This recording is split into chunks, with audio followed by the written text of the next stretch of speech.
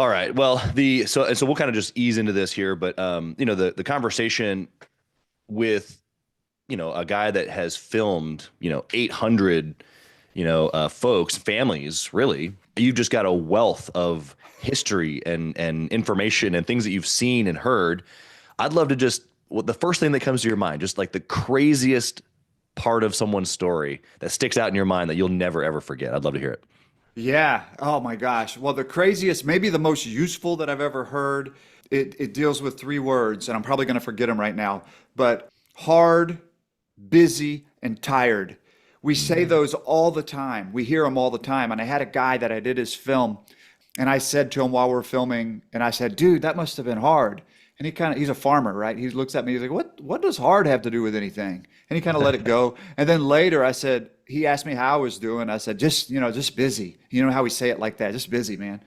He's like, don't you own your own company? I said, yes, sir. He said, well, then don't ever say busy like it's a bad thing. It's like, oh, okay. And then later, tired was the same way, where, you must have been tired. He's like, would you stop with these complaints? Busy, tired, and hard. You're complaining to me. And you probably say them 100 times a day. And man, this is about 5 years ago. And I have made it an effort to not say that I'm busy, in a bad way, and to not say I'm tired or not say it's hard. And that's something it's been a great lesson. And you asked me the first thing. By the way, when you ask a question like that, have you seen that meme of the dog that was retiring, the service dog that was retiring, and he walks through all of the police officers, and the dog is walking, and every police officer throws like 5 tennis balls, and there's 1,000 tennis balls, and the dog is going crazy. There's tennis balls everywhere. Yeah. That's what I feel like when you say, hey, tell me something. There's a trillion stories out there, I man. bet. Yeah. I bet. Well, I appreciate that perspective of the farmer. I think it's so interesting how, especially as entrepreneurs, we have seasons, where we beat our chest and we're motivated and we're excited and hard doesn't matter. And then there's others where, like that is fleeting, and it feels like the storm is never going to end. And I think that all of that is a part of our journey. For you though, like as you can, kind of switching gears here and going to a little bit of your story as an entrepreneur, not quite as you as an incredible filmmaker and person that documents these incredible stories, but as a business owner, what's been the most challenging thing for you to build this incredible media company? Yeah, thank you. Probably I started embracing the business side of what I do. What I tell people is I love to make the movies. I love to meet the families. I love all that. I love editing them. I love my team. But I'm not a natural business person. So about 4 or 5 years ago, we had some good momentum and good steam, and we're doing enough volume that I started recognizing that these aren't gigs. This is a company, and having to start down the path of turning it into a real business with processes, with accountability, with all these terms that people wired like me struggle with. Well, I embraced the heck out of it, and I've really gotten into it. So now the last 4 or 5 years, it's been all consuming. All of my fun recreational content is podcasts like yours. It's books. It's the Stephen Pressfield books. It's every book that I'm sure we've both read, and then trying to really synthesize them and turn them into not just entertaining reading, but how do I apply this to my little company? All the while never losing sight of the fact that I want to make great films and I want to connect with the families and I want to create something for this very small audience that is that person, their family, their chosen people that they want to see it, But yeah, just in general, turning into a business person, and I'm 52 now, so I was in my 40s. I'd been an entrepreneur most of my life, had lots of careers, lots of jobs, but I always had that little side hustle going, and realizing that this isn't a side hustle. This is a career. This is what put my kids through college. This is one of my 2 kids. But anyhow, yeah. That would be my response to that. It's so interesting that it's almost like, you took what you love, and in this creative outlet and we started getting gigs, as you called it, and you were just having a blast, it sounds like, until you were like, maybe this is like a thing and I need to like become a business owner. Where I feel like sometimes for business owners, it might be the opposite, where we're all numbers and all business, not all the time, but sometimes. And then we have to kind of find what we love. It sounds like you found what you loved and then you turned it into a business. Is that a fair assessment? 100%. Yes, sir. I definitely stumbled into this. How I started the company is a compelling story, I think. But I found it very innocently. I didn't go out targeting going, there's a giant aging boomer population. I have a camera. I can talk to people with a radio background. I could go make a fortune doing this. It started with my buddy asked me to film his dad. He was a radio guy. So from there, it took off very innocently. And I found myself trying to be a businessman before knowing, I had QuickBooks. So I thought I was a business person, not realizing that all of those numbers on there were little levers that you pull to affect how much business comes in, how much time is spent on projects. And the best part about that is I embraced it. I'm like, okay, I got to do this. And now I love it. Like I completely love all of it, all of your content, all of the books, all of YouTube. Good Lord, YouTube Premium. If you buy one thing, buy that. Yeah. So the game of business, right? Like you changed from just loving the craft to loving the game or the craft of business. I think that's fair. Yes. Yeah. I mean, going to the actual craft, so like you said, you were asked to film your buddy's dad, and you had a camera, and you kind of recognize this aging boomer population, and there's some amazing stories in there. And I know in our previous talk, you had said that you filled some younger folks too, but generally, it's folks like me and folks like you that are trying to capture the stories of our parents and our grandparents and things that they've either accomplished or done. Is that in essence what the grab here is? If you back up one level deeper, what we try to do is we try to apply. Well, when I was growing up, I would say what you'd see on the History Channel, but now it's the equipment and the processes involved in how Netflix and HBO documentaries makes their documentaries. They look gorgeous, they're beautiful, but where we don't do the Hollywood method is we have a real conversations, long form that we then cut down into an hour, 2 hour, however long the movie is. We turn it into that. So that's kind of the craft of what we do. But at the heart of what we do, when people call me, say, I love my dad, you got to make a movie. Okay, cool. What we're really trying to do is we're trying to transfer some values from the previous generation down to my clients' kids and beyond. That's what's really going on. They want dad's stories, but what they really want is, my mom was raised a certain way, and she raised me a certain way, and I've done some things right, but I haven't got it all right. Well, there's a lot that I think that her childhood from her parents and beyond. I think that's what's really happening when people ring me up. Yeah, I think you've used in some of your language, bridging the generations. Totally right. Yep. And for a certain slice of people, they think that a film is the way to do it. There's people that do books, there's ghostwriters, there's other ways to do this. Yeah. But I support all of them. If a film is right, by God, call me, but it ain't always right. And I've had to tell people that too. But that is what's happening. We're trying to bridge the generations and achieve immortality in a way on digital, at least. Right. When I think of, just my own family for just a half second, and I'm like, okay, wow, it's not just so that, we can remember this individual. Yes. Super powerful, that technology can help me do that. And then, actually that's a little bit of a legacy carry, because a lot of times, we don't know our grandparents or our great grandparents super well. And so to know them or to be able to interact with them, and specifically to be able to achieve what you just said, I think is so powerful. I'm hugely motivated by legacy, and not so much necessarily that I be personally remembered. That's not really what I'm trying to be after. And I think there's a lot of big names. Alex Hormozy comes to mind, and others that are like, legacy is kind of like, it's in the wind. You're not going to be remembered. I think his great grandfather is a king of sorts, like literally in the Middle East. And he's like, I don't even know him, and he was an actual king, so who am I to say I'm going to be remembered? And the truth is that in 100 years, 150 years, Chaz Wolfe is probably not going to be remembered. But to your point, I can do the best that I can to get values and wealth, not just in resource form, but in what I believe or what I want to perpetuate, not just to the next or even the next generation, but through. And I think I love your work because I don't know if you've ever used that frame of rather than to, but through. I heard that from a legacy planner, but it's just like, man, how can I synthesize, like you said, all these things, but then pass them through the generations? And I think a documentary or a movie form is an incredible way to be able to do that. Yeah, I love that, the to and through. I've never heard that, and I like, if I wasn't focused, I would write that down right now. So I'll go back. I'll write it down later. To has a terminus. To is over. Through, you want it to keep going. The number one thing that said, if I'm talking to a 40-year-old or a 102-year-old, every film, they all say, I wish I had done this with my papa or my dad or my, they're like, eventually during the conversation, it hits them. Whoa, I sure Power. wish I had this because my Yeah. dad was awesome. Yeah, I'm just processing that moment. I was like there with you, and just that recognition of the power. What do you think? Just kind of knowing that you harness this incredible power, and it comes down to video equipment and a good process and of some amazing questions, I'm sure.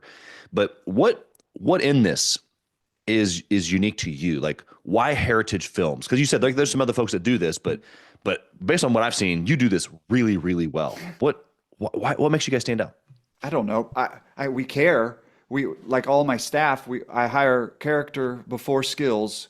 In a previous life, I was doing some TV commercials and things like that. And Tillman Fertitta, the guy that owns Landry's, I was up in his office and he was filming his billionaire TV show and just stressed. And he walks out and he plops down on the couch next to me because my crew is in there filming his attorneys. And we just struck up a conversation. And to keep it very short, the pinnacle of the conversation was Mr. Fertitta telling me to hire people you trust because humans are the smartest of the monkeys. You can teach them to do anything. And I carried that with me. And I want to make sure that the people that work, that are invited into these homes are very, very high trust individuals, high character, high trust. It just so happens they're all good film people. But I really did start with character. And so we all care. We all really, really care. Most filmmakers, when you make a film, whether it's a documentary or a narrative or whatever, it could be Baby Driver, Indiana Jones, the director, producer, they make a movie and it's like a megaphone. They want the whole world to hear my story, right? Ours is like that megaphone upside down. It's a funnel. We're trying to take as much as we can from this person or this group of people, and the audience is tiny. The audience is nuanced and specific. It's their progeny, it's their kids and beyond. And so it allows us to get nuanced and deeper. There's lots of tears, there's lots of laughter, but we talk about the hard stuff if they're willing to. Vietnam, Korea, 27 World War II vets I've done. We've heard some crap, man. Getting granular, you would never do this in a film that's for an HBO doc series. But Right. when the audience is the family, it's a captured audience. We want the little touches. When it's mom and dad or grandma and grandpa, we want grandpa to be telling the story that grandma has heard 75 times. And when he gets to the punchline, she laughs and touches his knee. That touch on the knee, that matters to the grandkids. That matters to kids that haven't even been born yet. So what makes us different and special? We notice that. We lean into it. And we care deeply. Yeah, what would you say? I'm just thinking of, being in a scenario like that with all these incredible people and stories. What have you learned about family doing all this? My God. Well, it's the most important thing in the world. And every family, my family, your family, Chaz, all of our families, we've got hiccups in there. We've got the felon here and there, or we've got the 4 divorces, or we've got the Right. we've all got stuff, man. But we all make through, and family is family. I there's so many stories I could tell you. A very short one. This is from a film in about 2017. This dude, when he was like 18 years old, he and his brother got in a fight over a Mustang. Got in a fist fight over a car. His brother was a couple years older, but they were jacked up. And understand, I'm talking to like a 70-year-old dude. And it got out of hand, and Yeah. they ain't talked since. And this is a loving family, but that my brother's a jerk, everything. And now the old man is 70 or whatever, and he's like, eyes are welling, going, I don't even remember what we were fighting about. Yeah. And I'm like, dude, let's call him. Come on, let's call him up. What? And he didn't. Hopefully that brother ended up sharing the film with the brother because there was an Yeah. opportunity for a bond there. But Yeah. family is everything. And the older people get, the more that becomes crystallized that it's everything.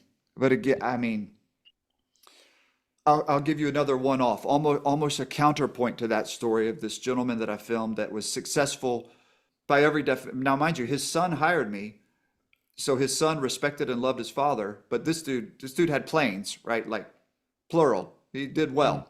And I almost get in a ritual when people have achieved that level of success where I'm like, any regrets that you want to share to help the kids out along the way? A question along those lines. And he sat there for a second and he said, I know I missed the ball games and I know I missed the dance or the recitals, but I grew up very, very poor, and I made a decision when I was young that I was going to change the trajectory of my family forever. So, so no regrets because I missed some stuff, but guess what? My kids and their kids and their kids and their kids are taken care of forever. Someone had to do it. And I'm like, oh, that was awesome. That was like the opposite of what I thought I was going to get, and instead I got something profound.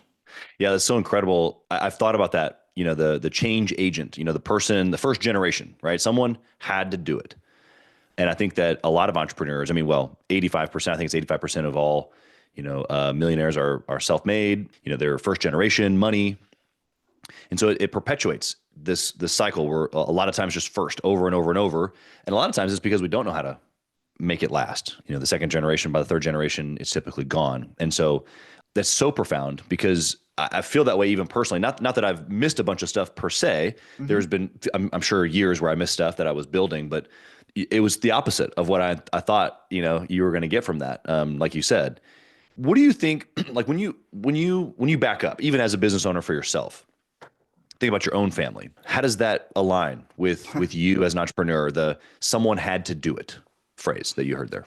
Yeah, yes, sir. God, I love this because I don't know where conversations are going to go. This is thrilling. Back in the early 2000s, my kids were young. They got into musical theater. I wanted my boy to play sports. In high school, I did theater and sports, but whatever. The kids got into theater. Yeah, definitely. So I was like, all right, screw it. This is what they're into. Here we go. So I got into it. I found myself on the board of directors at the Playhouse where they were doing stuff. I ended up writing a show, a musical. I submitted it. It got picked up by the New York Musical Theater Festival. So I ended up taking a cast from Houston for an off-Broadway run of a musical I wrote. So when I get into things, I get into it. Well, Flash forward to now, my company, my daughter graduated from A&M, from Texas A&M in summer of 23. She graduated on Saturday. She started working here Monday. Her desk is right there. She's in my office. My daughter is with me. My son, my family has another company that my son is involved with where we film stuff with kids. And he has his own company. And my wife has run our books. And since we started, she's right there alongside of me. So I don't think I don't have the constitution that the guy that I told, Mr. Abeyo, right. I don't have his constitution to do what he did. I was going to drag them with me. Rich or poor, we were gonna be together. So yeah, that's what I would but somebody say. had to do it, right? Like the phrase still, I think, works in your story. The outcome might be a little different. Maybe you don't have multiple planes, but not yet. You have the picture. Yeah, exactly. Not yet, but you have the picture of success. And that's the beauty of success, right? Is we get to pick it. Yeah, when you're out there, were you in KC? Yeah. Yeah. Yeah. So when you're driving around and you see all those cars, they're almost like NPCs, right? Like the people in the other cars. NPCs don't hire Heritage Films, the children or parents. It's the people that are doing things and care about the past and care about the future and care about the present as the bridge between them. That is the extent of my exposure. I don't talk to a lot of Kardashian moms. I talk to families. You don't hire me unless you love dad. Like, right. I have such a unique seat to the world, and it's Pollyanna to some extent, but I love it. And so whenever I define success, there's obviously a monetary definition, but to me, that component is essential too. Even Mr. Abeyo, his kid loved his dad. He wasn't at his kids' t-ball games, but he did something. He still kept it going. He let them kids know that, so he's successful in that regard too. That's how I define success. I'm close with my children. They both live within a mile from this studio, from this office. We do things together. We go to Disney World together every year. They're 28 and 24, and we still go to Disney World. They're freaking married, and we go to Disney World as a family. So I won that one, and the business side of it been successful. I don't think I've ever had a year. Well, the COVID shutdown year, I think we went backwards. I film old people for a living. It was a tough year. It was Yeah, slightly, yeah. at Other least for a than little while. that, I think every year I've done better and better, and in the traditional definition of success route. Yeah. But I don't think we've ever had any missteps on the Heritage Films definition, which is my kids are close to me, care about me, and know me, and I know them. Yeah. Yeah. I love that. And I love that you can find, deep gratitude in that. I'm glad you said it about your client, because I was going to as well, is that, clearly his son or his other children loved him enough to do the video. And I think that even that, like you said, he still found time, whether it wasn't with the T-ball or the cheer or whatever else he was missing. He found time somewhere to make it applicable, and made me think of just a couple weeks ago, I own still a couple of Edible Arrangements franchises, and for the last probably 3 years, I've taken my two older girls. They're 11 and 9 now, but we started when they were 6 and 8. Taking them to the stores with me around that time, Mother's Day, Valentine's Day, and they're dipping strawberries. They're helping the customers up front. The customers think it's just the cutest thing ever, because it is. And it's times like that where we've traveled. We've spent time together. We get up early, stay up late, and we're working the whole time. It's hard, but it's fun, and they get to eat chocolate chip strawberries. And it's like these memories. Okay, so maybe it wasn't cheer, or maybe it wasn't T-ball, and maybe we were doing business, but we had a blast. And it makes me think of your family, just doing things together, because that's actually the important thing.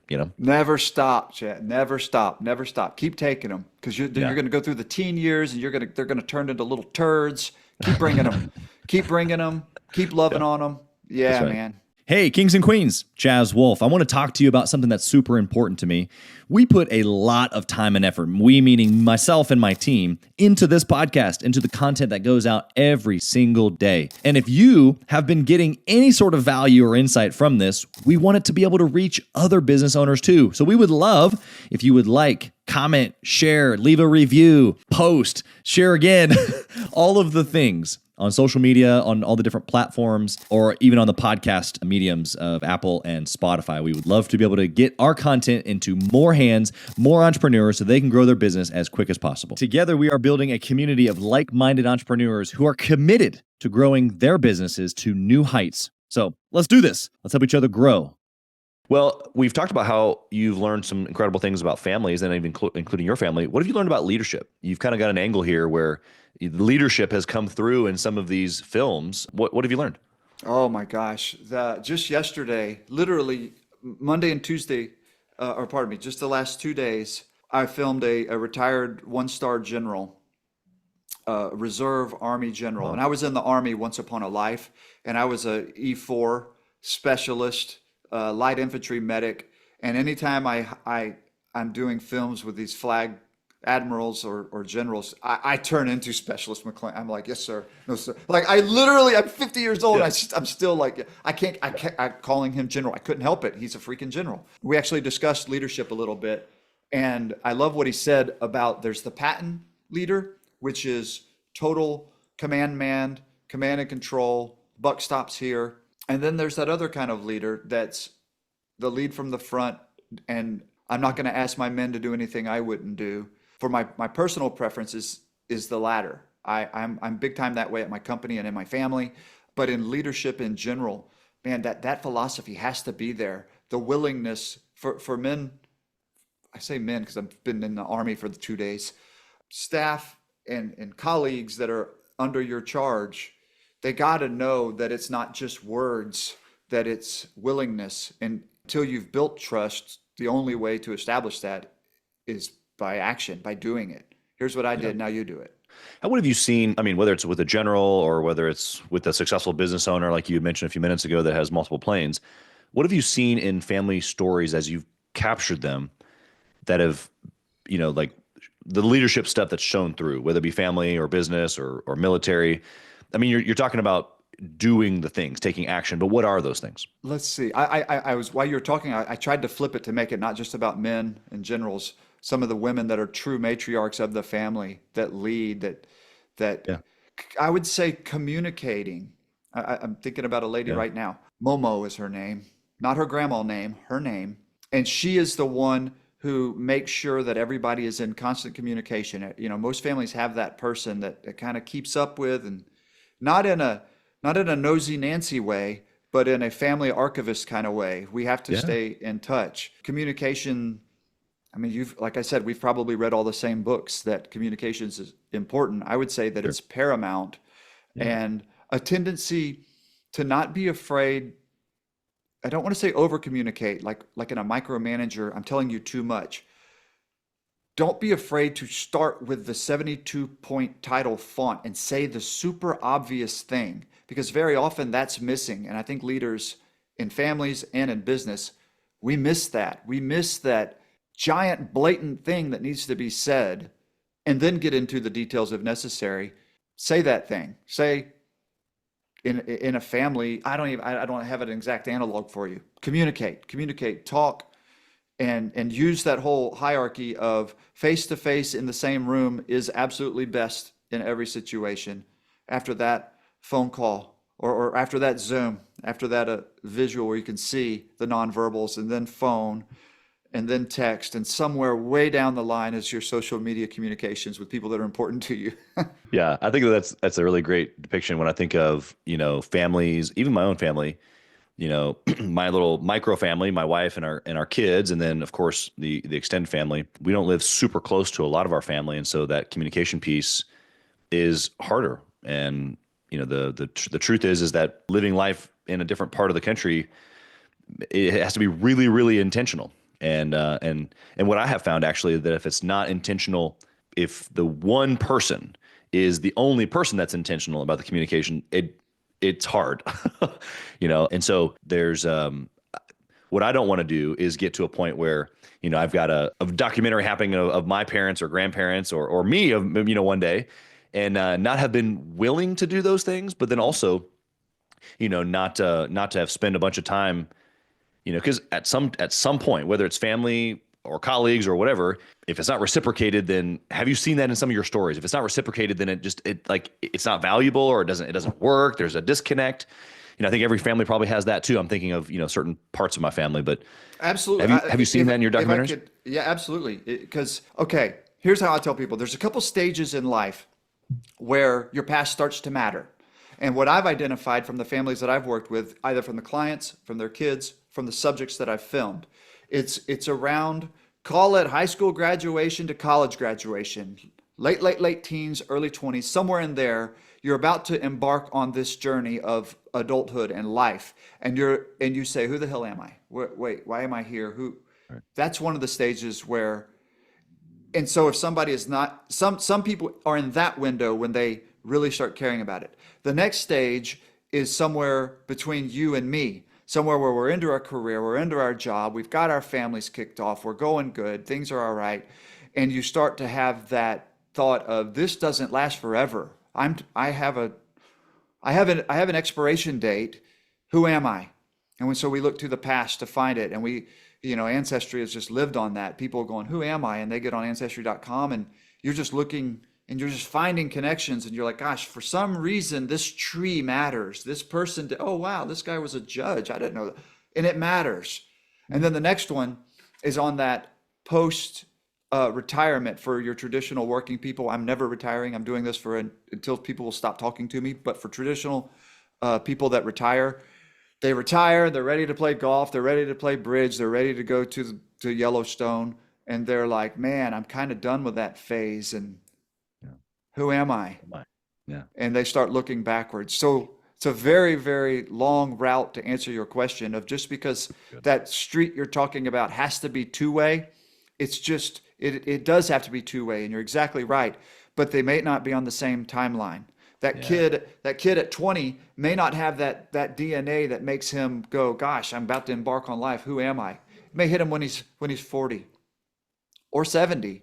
But having that resource, whether it's a book or a heritage film or something, he is going to be like, thank God they did that. Because now I know. Now I know who Paul was. Man, I sure wish I'd spent more time with that fart. Yeah, that's an incredible perspective. Thank you for sharing that. I know that probably you've seen, the good and the bad and the ugly of all the families, and of course you're trying to capture, truth and authenticity, but no family wants to talk about, the strains, and I think that that's actually just a really great perspective. I was on a call just yesterday, some of our members, and we had a leadership coach come in and talking to us about conflict resolution, and the perspective in the moment of conflict is, maybe acknowledging that what the other person is going through might be causing some challenge in their life, and that maybe you just hadn't thought about it, that self-awareness, and then putting that perspective of, oh, interesting. If they were going through XYZ, that would be rather hard. And then now they're dealing with this, and then now this situation with me, and it kind of diffuses a lot of that situation. I think that you just did that same exact thing with that timeline representation, to give folks a circumstance of, hey, like at some point in your life, you're going to wonder, who am I? And sometimes we find it earlier or later, but everybody asks those questions eventually. And I'm Rolodexing, family members. I'm like, yeah, you're right. They just haven't asked that question yet. So interesting. And having a third party do it. I tell everybody, do it, dude. If you don't have the money to do this, don't tell me about time. People, we humans have a sick relationship with time, and we're all wrong about it. You do have time, but we absolutely don't have the money. You can't get the buy-in from the family to take whatever. Right. Get your iPhone out and do it yourself. It'll suck compared to what we would do, but I promise you, you'll be like, I am so glad we did that. Or I'm so glad that I sat there and talked to Dad. Just, dude, what was it like growing up in the 60s, Dad? Like, did you were there not just where were you when Kennedy was shot? What were you into? Do you remember the Beatles on Ed Sullivan? Not just that stuff, but like, did you have girlfriends? Were you an outdoor kid or an indoor, did you go out hunting and fishing, or were you, watching Leave It to Beaver? Who were you? And it just starts a conversation. And the next thing you know, the sun's going to be going down. You're going to be closer with your dad. Yeah. You have this concept I've read in some of your material around like preserving stories before they're lost. And that's kind of where we're at right now in this conversation. Why should I be concerned about this? You're kind of hinting at it right now, but the listener is, a high performing entrepreneur. They're busy, like you said. They're thinking, they're doing, they're Stay grinding. busy, guys. I know. They're all the things that you said you were. And it's like, there's an expiration date here, and there's stories that are going to get lost. Talk about that for a second. Yeah, they matter. The big stories matter. Obviously, the weddings, the births, the deaths. I don't think those need to be rationalized, and you want to know those things. The little stories matter too. The nuance. We have like a term to art just in our little 10-man team here, where we call them echoes, where these people may have never even recognized this, but he's talking about his pawpaw was a volunteer fire or was a firefighter or whatever. And then, we talked about that this morning. And then the next day we're talking about his kids. And then he's like, well, then, Bailey went off to Texas Tech, and, and now he's actually working as a firefighter here. And I'm like, oh, there's an echo of that. And now I can start tugging at that string about, and invariably there is a connection there. There is an echo that this was there's a reason why Bailey decided to go be a firefighter. And it's not just because he watched whatever the hell that firefighter show on CBS is. It's in there in the family lore and stories. And to make it more formal via film or a book or however, or journal, any way you want to do it, it gets you access to them and lets you know more about yourself. It does. The stories matter. They how do I defend that they matter? Man, it's almost like your heart, you don't ever think about your heart beating, but you're glad it is. Yeah. I just know they matter. I know. And I know the feedback I've gotten, hundreds and hundreds of films we've done. And again, we're not there to watch them watch the films. We don't get dailies. We don't get feedback like other filmmakers do, but we do get the emails down the road. At the time, we don't talk about, if Dad expires, if we're sticking with that vernacular. Right. I get the emails. I'm so glad we did this. I'm so glad. In every film, I had no idea my dad did this. I had no idea my mom was this. And you only get to make those discoveries. And little discoveries are a blast. If you're an entrepreneur, you are a problem solver first. You found a problem in the world and you're like, I got an idea. So you're a problem solver. Well, you're going to have all these little micro problems that you solve just by chronicling the people that came before you. Yeah, I think that you're right. There's a lot of probably just unknowns of things that we don't think about. And it's in our heritage, our lineage, our blood, our DNA, however you want to say that. But think about this. Go back before. Okay, in the 70s and 80s, there was cassette recorders, and lots of families would bust them out and record talking to Papa, who was born in 1903, and here's Papa telling his stories. All right, cool. Right. Go back into the 50s, 60s, there was 8 millimeter films, and they were mostly filmed for the kids playing on the slip and slide and stuff like that, but they were chronicling that stuff. You go back before that, and it's writing, and it's memoirs, and it's books, and it's autobiographies, and it's biographies, all that mattered. Go back to before the printing press, and you're getting into the history of oral tradition. Dude, this goes back to caves. It just matters. We just happen to have the technology to do it now where it's slick and enduring. Yeah, I think that's a really great kind of like almost slap across the face a little bit in a good way. Hope so. Yeah. This is Like something airplane. that should happen. We need to do this. Yeah. The gap there I was thinking of just as far as like part of your lineage or part of your DNA, part of the story. It's been like this forever. I was 24 when I met my dad. He didn't know I existed. I thought somebody else was my dad. So obviously the huge story there, but as I'm getting to know him, it's incredible because there's so many physical things that are similar, the way that we talk and certain things that we say, our hands and a lot of physical things. And then there's mindset. Like he's an entrepreneur. You look at my mom and my grandmother and the people I grew up with, and my wife was always like, where did you come from? I love your family, but you're not like any of them. Where did you come from? Then I meet my dad and he's an entrepreneur. He's got multiple companies. He's constantly thinking about how he can expand and do the next thing and trying to do that and balance a family. And it's just like, man, this is closer than I thought. Like this was, like you said, it was in me. All right now, like it is taking every bone in my body not to flip this conversation and just say, okay, so you were 24. Yeah. Can you go down the road just a second? Just satisfy a little bit? Let's take 2 minutes. I'm curious because you got a skill set here. Let's do it. Well, yeah. Well, I mean, I normally I would have started a lot further back than this, but you're 24, you're growing up, you have a dad. Yeah, no, I don't have a dad growing up. There's no father. Mom, no father. I'm told that a certain figure is my dad, but I don't know him. He's in and out of prison, just single mom growing up. No kidding.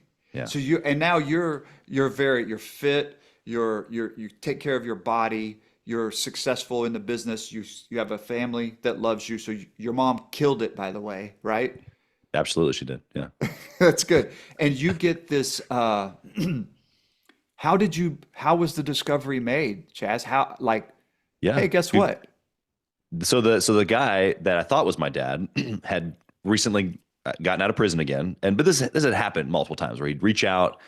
I'd write letters. I'd really just trying to be the best steward of whatever the Lord was going to do through me for him. And that's really all it was. And he had gotten out a handful of years prior, and he was going to come to my wedding. And the last letter I got from him was a couple months before my wedding, and then I never heard from him again. That was pretty typical. And so years and years later, I'm married. I'm getting these text messages and phone calls from this random number and voice messages saying, this is so-and-so. I was named after him as well. This is Charles Evans Porter calling for Charles Evans Guidry. I'd like to speak to my son. And I've spoken to this guy like 3 times my whole life, written a couple times, in person 2 or 3 times. Like son and father is like really, really strong language. And so I'm kind of going through this, like, what do I do? I'm not really sure.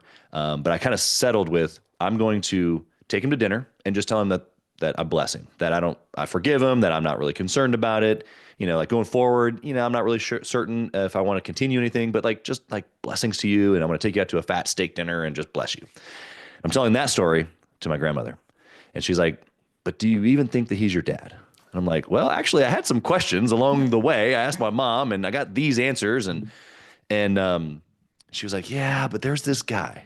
And I've just always thought he was your dad, And so I reached out, and after I had a bunch of information that I needed to get, I did a bunch of research. I figured out where he went to school, where he went to vet school, which was in the town I grew up in, and got his vet picture. He's 26 in the picture. I was 24 at the time, and put some 80s wingtips on me and a mustache only, and it was the same dude. It was pretty scary, actually. Not scary, but in like oh my goodness, like I felt like I was looking at me. It was super weird. And so I call him up, and took me 11 phone calls over 3 days to get him on the phone. And every time I'm wondering, am I going to wreck a family? Is he going to hang up? Does he even want to talk? I have no idea. Right. But I'm in sales at this point. So I'm like thick skinned. I'd written out a call tree. I knew if he says this, I'm going to say this. If he says this, I'm going to say this, So I finally get him on the phone, and kind of the story is wrapped from there. But we realize that, like, hey, we should probably do a DNA test and try to figure this thing out. He talks with his wife. She's an incredible angel. And all is written in history from there. We've become elk hunting buddies. I share his last name now. I changed my full name actually, but all has been completely changed since that moment. What a glorious story. Yeah. I'm telling you, man, that is so good that you were open to that. So many people struggle. Very beginning of our call, talk about these little hiccups in families. Yeah. Hiccup in family, right? Like, it's not Ward Cleaver. It's not that, but I'm here. I'm good. And that you're open to it, and that he was receptive. God bless him. Right. And then it makes you go, well, gosh, so your mother, this woman that raised you and killed it, right? You're like, well, she was once a young, dumb girl. like my daughter was once a young, dumb girl, right? Life, dude, life. Golly. Totally. Yeah, that gratitude is real in perspective when you think about, like, for me specifically, it's, okay, could things have gone differently? Sure. But would I be different? Sure. And I'm super grateful for how things were. I'm super grateful for my mother to, pick herself up by her bootstraps, if you will, and continue on. And I am who I am a lot of ways. Of course, the DNA is a part of it, but that environment piece is huge. And to your point of creating these films, it's like, man, a story like that unfolds a lot of the truth, which is, some of it's DNA, some of it's environment, some of it's like, wow, I didn't know that, like, your mom, X, Y, and Z. And like, there were some really challenging times in there, and she just resilience like I've never seen, like 3 jobs, like most of her life, and just incredible things that we learn about our families if we just ask and we just spend time, like, being curious. And that's what I love most about what you do. Honestly, Yeah. I developed the curiosity muscle when I learned how to really do sales. I learned how to really care about people and not just try to, force feed people things that they don't actually need. Wow. But I'm sorry, may I? That is such an unlock, dude, because forever, I grew up pretty broke, broke, lived in a car. It was tough. Things were tough. Yeah. And that version of me is still in there. And so for the first number of years, I'm selling something that is expensive to create by my definition of expensive. And I'm assuming that the people I'm talking to have the same baggage in their head. And so, man, I would tell, oh, we're going to film. I'm going to talk. Yeah. Oh, you fill out these forms. You're going to meet your dad. Oh my God, your dad is in Vietnam. Well, I was in the Army, so we're going to be able to talk about that. That's going to be, I'm so fired up to make this freaking film. And then I'm just pushing, well, I don't want to talk about costs. I'm just pushing it. And then I'm like, and then I'll shoot you an email with pricing because I was just chicken. Yeah. Yeah. And dude, I did that for years. Wouldn't you kill if you had somebody that was in charge of your sales, if that's how they were doing it? It took me getting feedback that said, you changed my family for the better forever. Yeah. I had to get that for me to be able to say, yeah, here's what they are. I start at 10 grand, go up from there. There's lots of options. Let's talk about what's right. And now it's like, hey, I'm Chance. If I'm doing, I have somebody else doing sales now, but when I do, I'm just like, this is what it costs. Now let's go. Anyway. Yeah, no, it's huge, man, because, well, first off, that piece for you is value. Like, you understand on the other end of it that the value that you provide is just so much greater than that small sum of money. And it's also perspective too. And so, yeah, incredible moves for you. And also hope the listener picked up on some of that, because that was some incredible sales training there. Some mindset, really, because all sales, all relationship, curiosity, all this is mindset. It first has to change up here. I listened last night on my walk. Oh, by the way, I have to tell you this. You probably, 75 Hard? Oh, yeah. Yeah. I finished it Monday. Hey, yo. Congrats. Yeah, that was awesome. I did it a couple years before to lose weight, and it was effective. But then I did it this time. I felt like I was asleep on the job a little bit. Like, I need the rigor. I need the discipline back. And I'm like, day after Christmas, I started, and it's been just, I love it. Yeah. That's anyway, awesome. Good. So I forget. Oh, so I'm now walking, jogging, running I'm still doing that. So last night I knew I was visiting with you today, so I put in and I listened to your gentleman that wrote the other half of The Secret on the mindset. Oh yeah. John is his name. Yeah. John. Yeah. Fantastic episode, wonderful stuff. Of course, read the book, everything. It is all mindset. It is. It is. It is. I don't know what people need to hear. Take it from me, a guy you don't know. It is. Yeah, it's a when things shift. Even you even described it in the way you talked about the families and the filming. It's like when things like click differently. It's like, oh, who am I? Or where do I come from? Or what, who are these family members?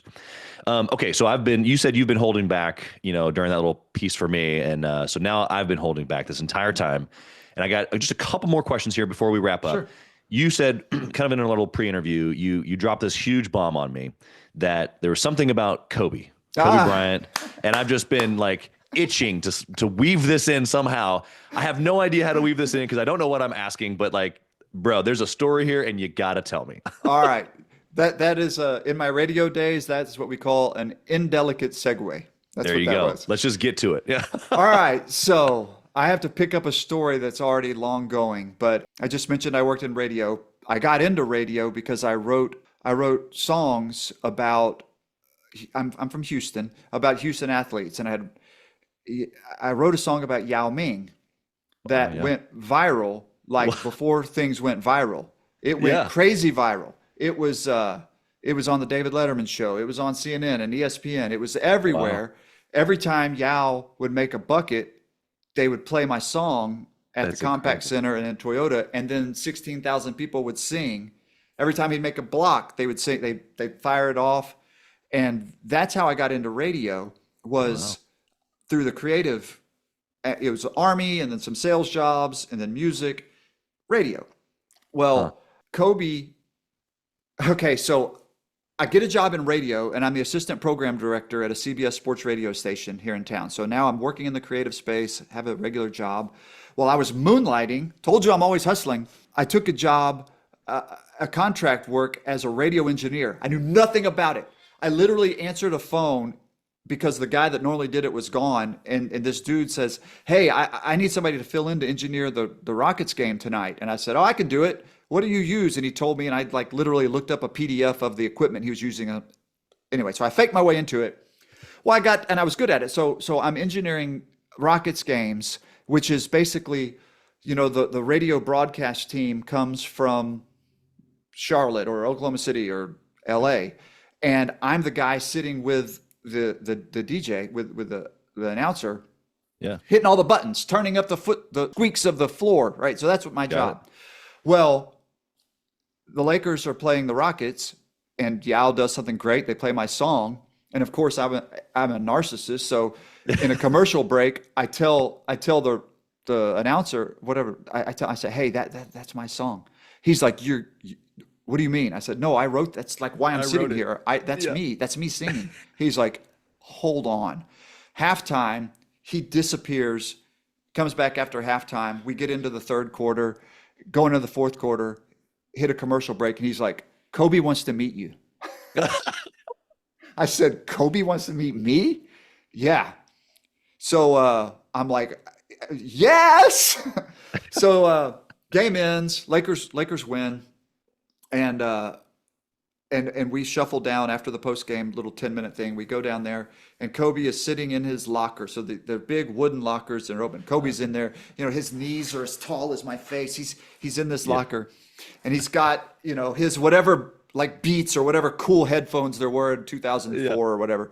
And he pulls one of his things off, and his guy says, and he looks up and he goes, "You?" I said, "Sir, yeah, Kobe." He's like, "You're the that wrote that Yao Ming song?" I said, "Yeah, that was me." And he stands up, and he's 30 feet tall, and he gives me a big hug. He says, "Man, I cannot get that thing out of my head." Took a picture with me, my silly dumb butt. And that was meeting Kobe Bryant. He was charming. He was very cool.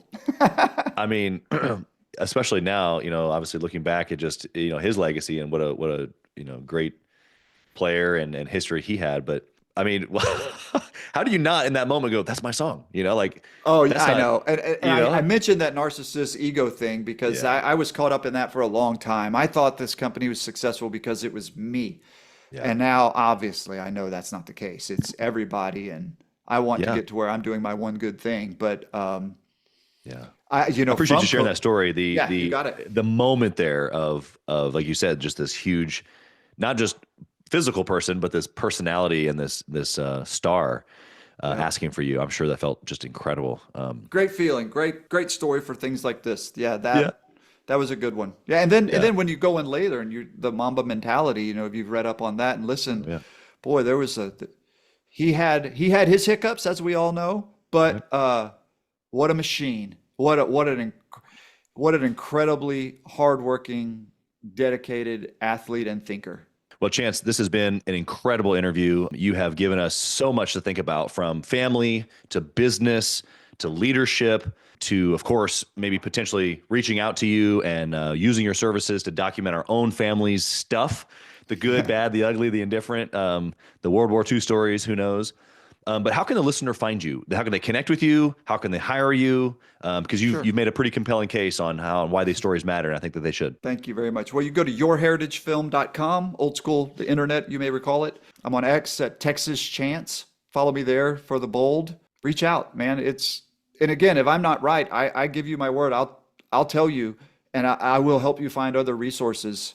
If the stories of the past or your own story matters for the future, like we've gotten a lot more people that are young now that are like, dude, I'm in my prime. Like a lot of some C-suite guys, some entrepreneurs that are like, my kids are young. May I tell you one quick story of this gentleman? Yeah, yeah. 42, started a business, industry doesn't matter, incredibly successful, had a great exit, and wanted to leave where he was living. He's like a world-class kite surfer as well as being an incredible businessman, and wanted to move to Utah because of Park City has absolutely phenomenal kite surfing, and he had the resources to do whatever, but his wife didn't want to go. Like, you're talking about a 40-year-old wife and a 42-year-old man, or 40 and 38 at the time. She's like, this is where my home is. I'm not leaving my family. And so he says, all right, let's compromise. Let's take the kids. They were 5 and 7, and let's travel the world for a year. Let's spend in a month or so in 10 different countries, and not just the swanky places. I don't want my kids to be spoiled rich kids. Let's go. So, they did Kenya. They lived in a mud hut for 5 weeks. They did in Brazil. They literally, and they did super baller places. Well, they took about 30,000 pictures and videos, finished the trip up, and the end of that story is his wife realized that, oh no, we can move. So now they live in Park City. But he reached out to me because this story was so important. This little chapter, this thing, my kids are too young to know how incredible this is and how Yeah. impactful it's going to be on their life moving forward. Yeah. So we went up to their place in Oregon and filmed them and interviewed the kids and interviewed mom and dad and interviewed their parents as well to create a National Geographic documentary of this year abroad. Yeah. What they learned, what they took away from it. It was incredible. It is really one of our most proud products. But at the end of the day, it wasn't all that different than a 70-year-old dude telling his story. He just Yeah. compacted it all into this one thing. He got in all of his philosophies on life.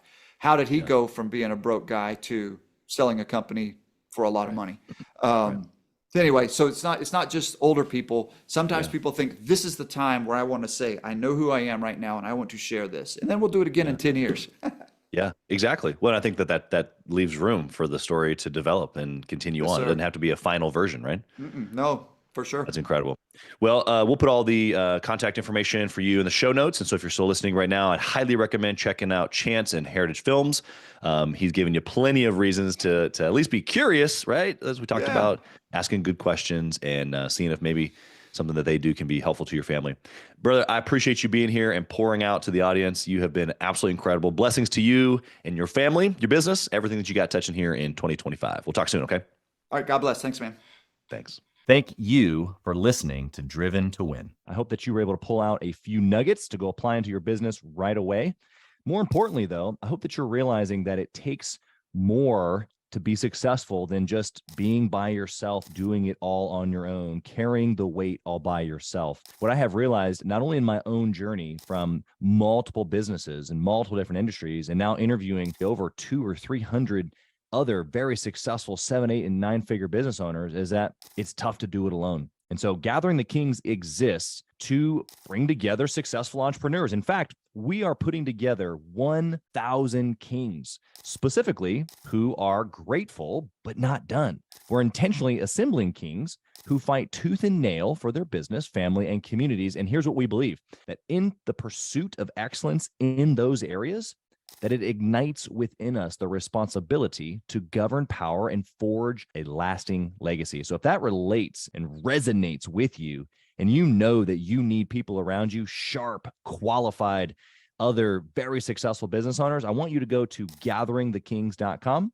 I want you to take a look at what we're doing and see if it makes sense for you to be part of our pursuit to 1,000 kings. Talk soon.